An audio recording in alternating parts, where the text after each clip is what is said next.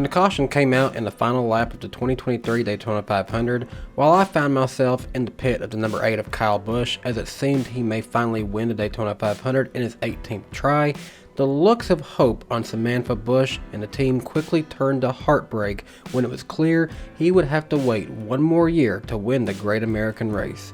Kyle Busch has won a lot of races, but that one race still is the one that seems to elude him every year. For one driver, however, their life changed forever, and that's Ricky Stenhouse Jr. The number 47 Kroger Cottonelle team went to Ruoff Mortgage Victory Lane in Daytona for JTG Daugherty Racing's second win ever and Ricky Stenhouse Jr.'s third career Cup Series victory, and that title of Daytona 500 champion will always be there for both. There is nothing that can ever be done to take that away from them now, but at one time, it almost seemed as though this may never happen for both involved, but especially Ricky Stenhouse Jr. This is Ricky Stenhouse Jr.'s unlikely rise to becoming the 2023 Daytona 500 champion. Growing up in Mississippi, Stenhouse found himself growing up in the heart of the United States and dirt track country. He started racing go-karts around 1994 at the age of 6 and acquired, ironically, 47 wins and 90 podium finishes by the time he began racing sprint cars in 2003. It didn't take long for Stenhouse to find success here, winning races and awards in various sprint car series from 2003 to 2007. And through this, he got on the radar of Jack Roush, where he began racing for his ARCA program in 2008. In his rookie year, he had 2 wins, 10 top 5s, and 14 top 10s, with 3 pole awards en route to a 4th place finish.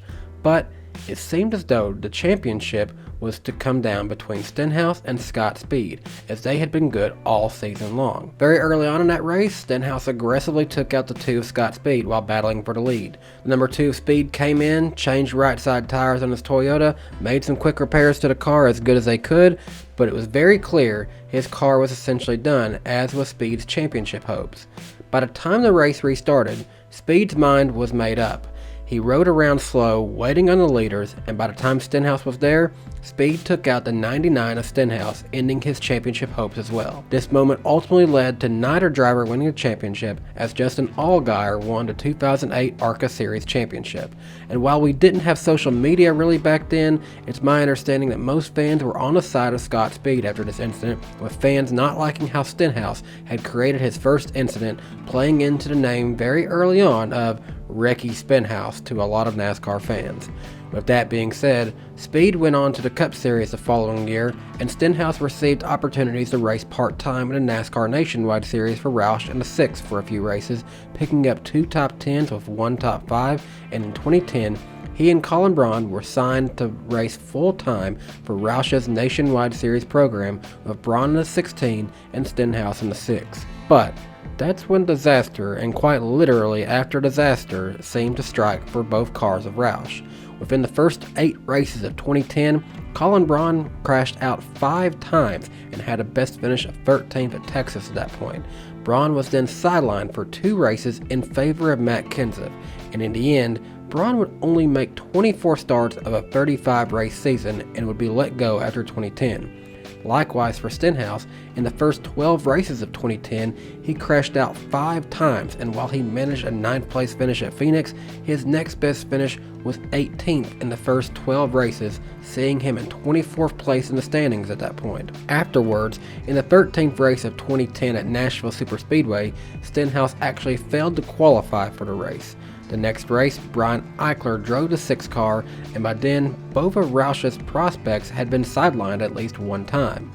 Both were given another chance, but Stenhouse was the only one who made the most out of it, ending the season with 8 top 10s and 3 top 5s, finishing the season 16th in the 2010 standings. The following season, Stenhouse was full-time in the 6, and from there, things seemed back on track for Stenhouse's rise, getting his first Nationwide Series victory at Iowa Speedway in 2011, and this actually helped cap off a season sweep at Iowa, with the more famous win coming in a 2011 US Cellular 250, when Stenhouse's motor expired coming to the finish line, putting down oil and smoke on the track, preventing a charging Carl Edwards to avoid him. The two collided, but Edwards punted Stenhouse's car forward to where Stenhouse still won the race, and Edwards finished second. Both cars were crashed, but Roush Fenway still got first and second in those races. Due to a change in NASCAR's rules, Cup Series drivers had to declare for one series for points, which prevented full-time Cup Series drivers from winning the Nationwide Series championship moving forward after several years of operating like that. Thanks to this change, Ricky Stenhouse's 2011 season, featuring 2 wins, 16 top 5s, 29 top 10s, was enough to give Stenhouse Jr. the 2011 NASCAR Nationwide Series championship. He followed that up the following year of 6 wins, 19 top 5s, and 26 top 10s, winning 2 consecutive Nationwide Series championships in 2011 and 2012. And in 2013, when Matt Kenseth left Roush for Joe Gibbs Racing, Ricky Stenhouse Jr. was promoted full-time to the NASCAR Sprint Cup Series in a number 17 Ford after making 5 Cup Series starts between 2011 and 2012 as well. For Stenhouse, however, the move up to the Cup Series started slowly. More attention seemed to be on him for his relationship with Danica Patrick than it was for his driving ability, and from 2013 to 2015, he got just 3 top 5s and 11 top 10s between 3 full seasons, finishing as high as 19th in 2013. 2016 and 2017 were big years in Ricky Stenhouse Jr.'s life. Stenhouse, getting his start in sprint car racing, had remained in an ownership role for a while, but in 2017 he partnered with Matt Wood to form his World of Outlaws sprint car racing team with the number 17 car. There will forever be a home for Ricky Stenhouse Jr. in the world of auto racing, if nothing else as a top-level owner in the World of Outlaws sprint car series, which is something he dreamed about having ever since he was a kid, and when he made it to NASCAR, he planned to be big in dirt racing. For Ricky, these plans initially took a hard hit, however, when the team originally got started. The team itself was to be first centered around one of Ricky Stenhouse Jr.'s best friends, Brian Clausen. It was a team's goal for him to make it big in sprint car racing, but in 2016, Brian Clausen lost his life after an accident in Belleville, Kansas in the USAC Belleville Midget Nationals. Not long after this, Ricky Stenhouse Jr. paid tribute to Clausen at Bristol Motor Speedway.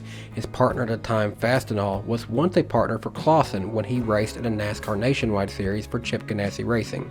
Roush Fenway Racing dressed Stenhouse's number 17 Ford in the same design featured on the 40 car of Chip Ganassi Racing, and Stenhouse even raced with a helmet featuring Clausen's favorite helmet design. Now, Stenhouse Jr., while he's given a lot of credit today as a great super speedway racer, he doesn't get enough credit for how good he is at Bristol Motor Speedway. And in 2016's night race at Bristol, which was finished on a Sunday during the day, Ricky Stenhouse Jr., racing that tribute car to his friend Brian Clausen, finished second to Kevin Harvick in the 2016 Bass Pro Shops NRA night race. Things kept progressing for Stenhouse, and in 2017, he finally broke through. At the 2017 Geico 500 at Talladega Superspeedway, Ricky Stenhouse Jr. laid down the fast time in qualifying, and he kept his number 17 Fifth Third Bank Ford up there for a majority of the race. And in the closing laps of the race, he found himself fighting off one of the greatest of this generation, Kyle Busch, holding him off long enough to win his first NASCAR Cup Series race. I was there for this one in person. It was my first race at Talladega, and for many, the sight of Stenhouse finally breaking through after all the trials he went through early on in his NASCAR run, it was great to finally see him in victory lane. He followed it up that summer with a win at Daytona in the 2017 Coke Zero 400, and at that point, it seemed like Stenhouse would be a huge threat moving forward to get a win on the super speedways. The next year, in 2018, he had 3 top 5s, a 4th place run at Bristol, one of his best tracks, as well as a 5th and 3rd place finish in both Talladega races. He did make some enemies along the way, however, in a Daytona summer race, as it was made clear that while Stenhouse is a great super speedway racer, part of that greatness comes from his aggressiveness in these races. In 2019, Stenhouse had just 3 top 10s and 1 top 5, and his best super speedway finish that year was 9th at Talladega. His 1 top 5 came in the 2019 Coke 600 at Charlotte, and for 2020, there was almost a trade of sorts. Ricky Stenhouse Jr. was released by Roush Fenway Racing. Meanwhile, there was still a clause within Chris Buescher's one-time agreement with Roush Fenway that they could pick him back up if they needed, and well, they wanted him back. So Chris Buescher now continues to drive with Roush Fenway in a 17 car, and meanwhile, Ricky Stenhouse Jr. was hired to drive the number 47 car for JTG Daugherty, and Ryan Preece was moved from the 47 to the 37 car, their then second car. 2020 started off big for Stenhouse, winning the pole award in the 2020 Daytona 500, joining Alex Bowman on the front row of the Great American Race. As for his finish in that race though, He didn't fare well, finishing 20th, but late in the year, after the schedule got resorted due to the COVID-19 pandemic, Stenhouse found himself narrowly finishing second to Ryan Blaney at Talladega, narrowly missing out on that third career win and second win for JTG Daugherty back in 2020. Things continued for the next few seasons, with Stenhouse showing glimmers of hope, but just not being able to cap off another win. The truth be told, things got hard for this team to justify 2 cars anymore, and Ryan Preece was let go following the 2021 season, as the team went down to just 1 car. For 2022, Stenhouse found himself with similar results as to what he's been able to achieve. He started the year off with a 10th place run at Fontana, and then he went on to a 4-race run of good finishes in the start of the summer, with a 2nd place run at Dover, 8th at Darlington and Kansas, and then a 7th place finish in the Coke 600. So overall, I can't say that I had my expectations high for Ricky Stenhouse Jr. personally going into 2023. However, in the closing laps of the Daytona 500, while standing inside the pit box of the number 8 team of Kyle Busch, I noticed Stenhouse was near the front in the closing laps. I made a comment to my wife that it was funny to see him there because it seemed like he just got there almost out of nowhere. And in the final restarts, he made moves of Joey Logano that set himself up nicely before another caution set us up for another overtime finish. And on the final restart, years of good, aggressive super speedway knowledge came into play as the 47 car was in the front as a final caution hit on the final lap of the 2023 Daytona 500, revealing Stenhouse to be the winner of the 2023 Daytona 500. His legacy in the sport may be rocky at best to some fans. Some may still know him as an aggressive racer, remembering what went down all the way back in that ARCA race in 2008. Some may actually remember him as being a very underrated super speedway racer, giving way to at least 3 wins. And for many, Stenhouse may always be remembered for his contributions giving back to grow the world of outlaws and sprint car racing through his team. One way or another, Ricky Stenhouse Jr. is proving that he'll always have a place in racing no matter what happens. But one thing also remains constant. People may say a lot about Stenhouse, but there's one thing that they can never take away from him, and that's the title of Daytona 500 champion. Thanks for watching. Let me know down in the comments what you think of Ricky Stenhouse Jr.'s unlikely rise to Daytona 500 championship status. Did you ever expect Ricky to win the big one? Do you think it's his final win in NASCAR? Well, leave your thoughts down in the comment section below. And be sure to leave a like on this video and share it with a friend. Doing all of this really helps my channel, and speaking of helping my channel, if you're new here and you enjoyed today's video, please subscribe so that you never miss a future upload here on DannyBTalks. We'll be down at Atlanta Motor Speedway this weekend covering the 2023 and Better Health 400 race weekend, so you won't want to miss any of this weekend's at-track coverage for all 3 series. Now the following weekend will actually be in Knoxville, Tennessee, covering the 2023 Academy Sports and Outdoors Bassmasters Classic. So there will be some fun NASCAR and outdoors crossovers next week that I think you guys are going to enjoy.